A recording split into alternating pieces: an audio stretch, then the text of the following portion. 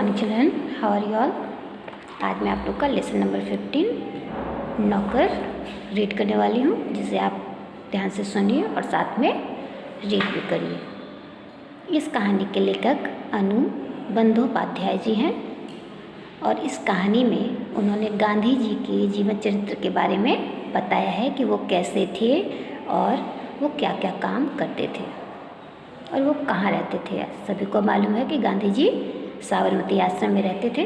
तो अभी मैं इसको रीड करती हूँ और आप ध्यान से सुनिए एवं साथ में अपनी टेक्स्ट बुक निकाल के पढ़िए भी। आश्रम में गांधी कई ऐसे काम भी करते थे जिन्हें आमतौर पर नौकर चाकर करते हैं। जैसा कि आपके लेसन का नाम है नौकर। नौकर मीन्स जो हमारी सुख सुविधाओं के लिए घर में हमारे कामकाज करते हैं।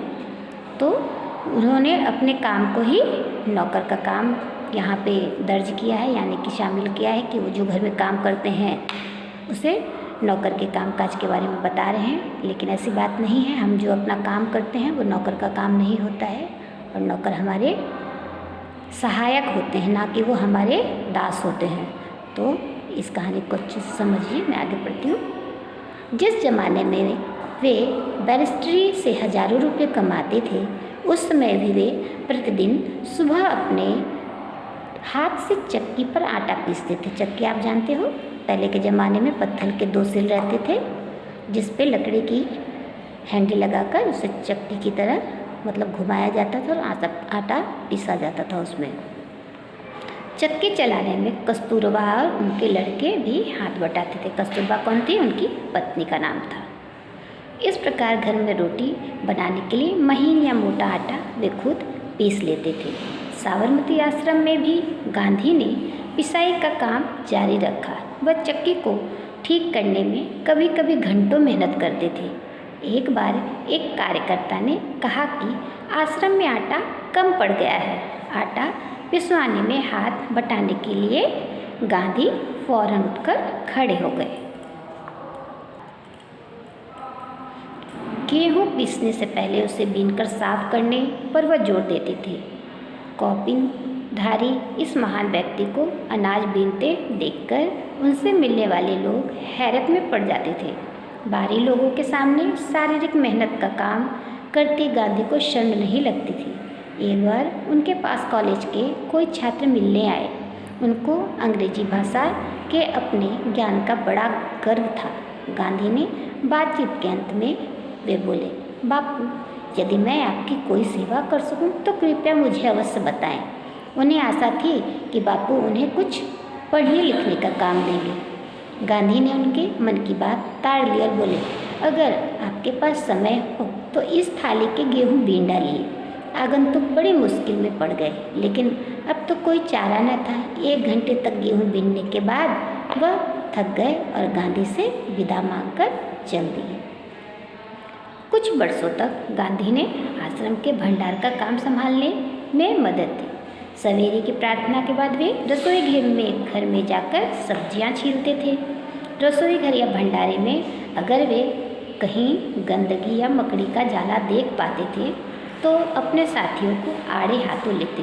उन्हें सब्जी, फल और अनाज के पौष्टिक गुणों का ज्ञान था। एक बार एक आश्रमवासी ने बिना धोए आलू काट दिए। गांधी ने उन्हें समझाया कि आलू और नींबू को बिना धोए नहीं काटना चाहिए। एक बार एक आश्रमवासी को कुछ ऐसे केले दिए गए जिनके छिलकों पर काले चकत्ते पड़ गए थे। उसने बहुत बुरा माना।